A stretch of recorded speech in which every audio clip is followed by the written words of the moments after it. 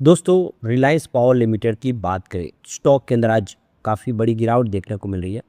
और इस गिरावट के पीछे रीज़न है लगातार जो अनिल अंबानी ग्रुप की कंपनियों के ऊपर शिकंजा कस रहा है, उसका असर रिलायंस पावर पे भी देखने को मिल रहा है। तो यहाँ पे एक बड़ी अपडेट निकल के आ रही है। रिलायंस ग्रुप की जो पुरानी कंपनियों को लेकर यहाँ पे बड़ी कार्रवाई हुई है और काफ़ी सारी गिरफ्तारियाँ हुई है। पूरी अपडेट क्या है उसको समझेंगे।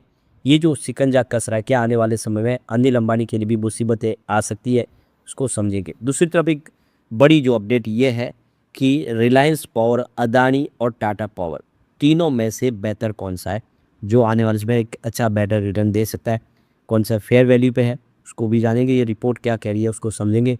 और जो नया शेयर होल्डिंग पैटर्न क्या इशारा कर रहा है उसको भी जानेंगे इस वीडियो के माध्यम से।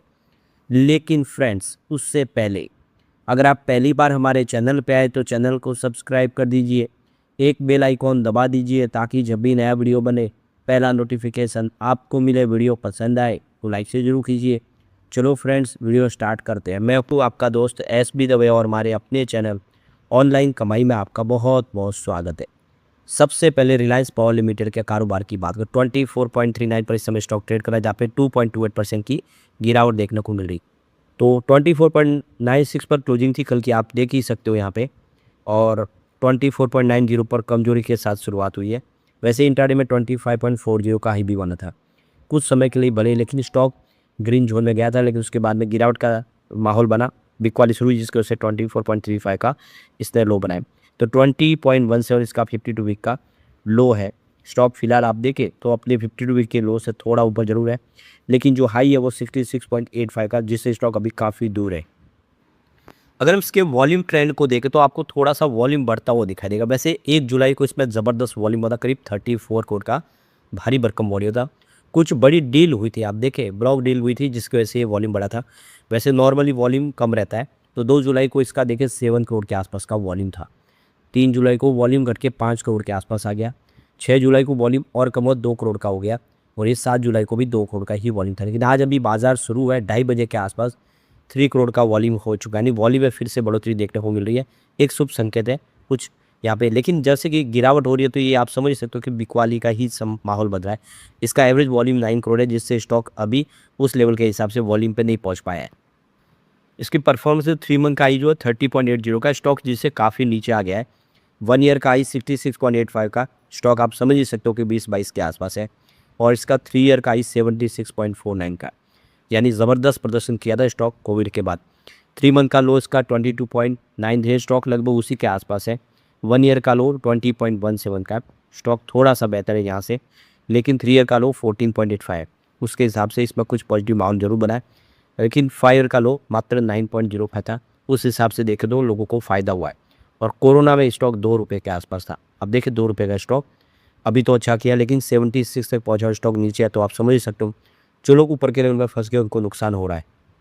अब यहाँ पे जो बड़ी अपडेट निकल के आ रही है, रिलायंस कमर्शियल फाइनेंस धोखाधड़ी मामले में CBI ने 4097 करोड़ रुपए के घोटाले में चार्जशीट दाखिल कर दिया और 7 नामजद और 3 गिरफ्तार हो चुके हैं।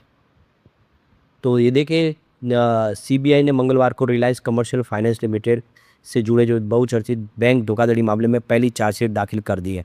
जांच एजेंसी ने रिलायंस समूह की 2 कंपनियां समेत कुल 7 आरोपियों को नामजद किया है।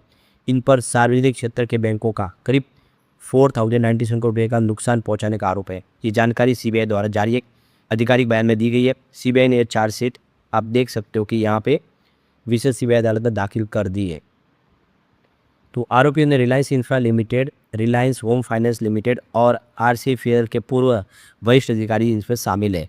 इसमें तत्कालीन निदेशक CEO देवांग प्रवीण मोदी, निदेशक रविंद्र सोमयाजुला राव, धनंजय भगवान प्रसाद तिवारी और एग्जीक्यूटिव रिस्क ऑफिसर जो है राजेश कृष्ण मूर्ति तथा chief risk officer love Chaturvedi के नाम शामिल है। इन सबको आरोपी बनाया गया है। तो CBI ने सभी पर आपराधिक साजिश रचने, धोखाधड़ी करने और सार्वजनिक क्षेत्र के बैंकों को भारी नुकसान पहुंचाने का आरोप लगाया है। CBI की जांच में सामने आया कि रिलायंस कमर्शियल फाइनेंस लिमिटेड द्वारा बैंकों से लिए गए ऋण की राशि को निर्धारित शर्तों का उल्लंघन करते हुए विभिन्न मध्यस्थ और सेल कंपनियों के माध्यम से रिलायंस ADA समूह की अन्य कंपनियों में ट्रांसफर कर दी गया, यानी रकम को इधर से उधर घुमाया गया और एक तरह से मनी लॉन्ड्रिंग की गई है। उसमें आप देख सकते हो कि पैसे की हेर फेरी हुई है। तो ये जो पैसे को एक जगह से दूसरी जगह घुमाने में आप देखें तो इससे बैंकों को भारी नुकसान हुआ है, जबकि जो आरोपी है और उनसे जुड़ी कंपनियां उनको अनुचित लाभ पहुंचा है। तो करीब 13 जो PSU बैंक है उनका 4097 करोड़ रुपीज़ का लॉस हुआ है। तो यहाँ पे देख सकते हो कि बैंक ऑफ महाराष्ट्र और दूसरी जो बैंकों ने मिलकर शिकायत दर्ज की, उसके आधार पर यह जांच शुरू हुई थी और जांच देने के मुताबिक इससे पूरे मामले के बैंकिंग कंसोर्टियम के 13 सरकारी बैंकों को कुल 497 करोड़ रुपये का भारी नुकसान उठाना पड़ा है। तो अभी फिलहाल इस मामले की जांच जारी है और आप देखें इसकी सबकी जो भूमिका है उसकी जांच हो रही है, जिसमें निदेशक, कंपनी के दूसरे जो अधिकारी है उनकी भी जांच हो रही है। आगे चलकर इस मामले की पूरक आरोप पत्र यानी सप्लीमेंट्री चार्जशीट दाखिल की जाएगी। तो इस मामले में सीबीआई ने अब तक 3 आरोपियों को गिरफ्तार किया है, जिसमें रिलायंस कैपिटल लिमिटेड के पूर्व उपाध्यक्ष अमिताभ झुनझुनवाला, RCFL के पूर्व CEO दिव्यांग मोदी और रिलायंस कैपिटल के पूर्व मुख्य वित्त अधिकारी CFO अमित बापना को गिरफ्तार किया गया। वर्तमान में अमिताभ झुनझुनवाला और दिव्यांग मोदी न्यायिक हिरासत में, जबकि अमित बापना की CBI हिरासत है। तो ये सारे गिरफ्तारी हो चुकी है और इसी वजह से देखें तो इसका दबाव भी हमें रिलायंस पावर पे देखने को मिल रहा है।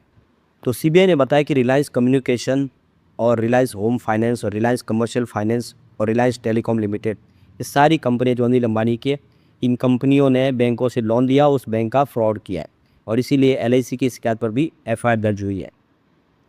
इससे पहले 29 मई को रिलायंस कम्युनिकेशन मामले में 16 आरोपियों के ऊपर खिलाफ चार्जशीट दाखिल की गई थी। मौजूदा चार्जशीट ADS समूह से जुड़े दूसरी ये चार्जशीट है। तो अभी मामले की जांच जारी है और लगातार इसमें अब जांच हो रही है। अब देखिए क्या होगा आगे, लेकिन जो भी है अच्छे शेयरों के साथ भी खराब हो रहा है। जो रिलायंस कम्युनिकेशन और रिलायंस कैपिटल की वजह से, रिलायंस इंफ्रा की वजह से जो प्रॉब्लम हो रही है कि रिलायंस पावर को भी झेलनी पड़ रही है। अब यहाँ पे देखिए Tata power versus Adani power versus Reliance power, कौन सा स्टॉक बेटर है लॉन्ग टर्म ग्रोथ के लिए। तो यहाँ पे तीनों को अगर कंपेयर करें तो यहाँ पे अदानी पावर है जो लीड लेता हुआ दिखाई दे रहा है ग्रोथ के मामले में। देखें तो कंपनी की अपनी एक्सपेंशन प्लान कैपेसिटी बढ़ी है, 2032 तक 42 गीगावाट की कैपेसिटी प्राप्त करेगा अदानी पावर। मार्केट कैप देखें इसका 4.2 लाख करोड़ के आसपास है, जो एक बड़ी लार्ज कैप कंपनी में शामिल हो चुका है। वैल्यूएशन के मामले में देखें तो अदानी ग्रुप की सबसे बड़ी कंपनी बना है। तो यहाँ पे देखें कंपनी का जो एक्सपोजर है थर्मल पावर में वो थोड़ा रिस्क है, क्योंकि सरकार रिन्यूएबल सेक्टर की तरफ ज़्यादा फोकस कर रही है। तो ये ज़रूर है, लेकिन आप देखें तीनों में से बेटर देखें तो इस समय पोजीशन पे अदानी पावर है। टाटा पावर की बात हुई, ये एक बैलेंस लॉन्ग टर्म इन्वेस्टमेंट कैसे दिखाई दे रहा है। डाइवर्सिफाई बिजनेस है, कंपनी का 17 गीगावाट की रिन्यूएबल एनर्जी का पोर्टफोलियो है और इसमें स्टडी अर्निंग ग्रोथ है, फोकस ऑन क्लीन एनर्जी। तो टाटा पावर एक तरह से देखें तो बेहतर है और काफ़ी स्टेबल दिखाई दे रहा है। बात यहाँ पे रिलायंस पावर की बात है तो ये अपनी बैलेंस शीट में सुधार कर रहा है और इसके पास काफ़ी सारे प्रोजेक्ट है पाइपलाइन में है रिन्यूएबल एनर्जी के। हाई रिस्क रिवॉर्ड वाला स्टॉक दिखाई दे रहा है। अब देखें तो इसमें वीक इंटरेस्ट कवरेज रेशियो है। अदानी पावर इस समय देखें तो विनर है सबसे बेहतर। टाटा पावर स्टेबिलिटी के साथ आगे बढ़ा है, जिसमें रिलायंस पावर देखें ये स्पेकुलेटिव बेट है इसमें, यानी आप इस पर दाव लगा सकते हैं, लेकिन ऐसे कि ये रूमर के ऊपर चलने वाला स्टॉक है। अब कंपनी के कामकाज के हिसाब से नहीं चल रहा है, क्योंकि लगातार जो खबरें आती है उसका असर वो देखने को मिलता है। तो ये तीनों का लब्बे लुआब है कि नंबर 1 पे अदानी है, 2 नंबर पे टाटा पावर, 3 नंबर पे रिलायंस पावर है और तीनों के अंदर रणनीति अलग है। आप देख सकते हो, उस हिसाब से आप अपनी रणनीति बना सकते हैं, क्योंकि आप ये क्लियरली समझ सकते हो कि अदानी पावर इस समय काफ़ी अच्छा दौड़ रहा है, रिटर्न बेहतर दे रहा है, थोड़ा एग्रेसिव है, लेकिन टाटा पावर स्टेबल स्टॉक है और बेहतर इसकी फ्यूचर क्लियर दिखाई दे रहा है। रिलायंस पावर में एक एग्रेसिव आप देखें पिक किया जा सकता है, लेकिन रिस्क के साथ, क्योंकि हाई रिवार्ड हाई रिस्क की वाली बात है यहाँ पे, तो आप अपने हिसाब से रणनीति तय कर सकते हैं। लेकिन फ्रेंड्स, कोई भी इन्वेस्टमेंट करने से पहले अपने फाइनेंशियल एडवाइजर से एडवाइस ले लें या अपना खुद का रिसर्च करें, क्योंकि मैंने वीडियो आपके एजुकेशनल पर्पज़ के लिए ही बनाया। वीडियो पसंद आए तो लाइक से जरूर कीजिए और चैनल को सब्सक्राइब कर दीजिए। Thank you friends.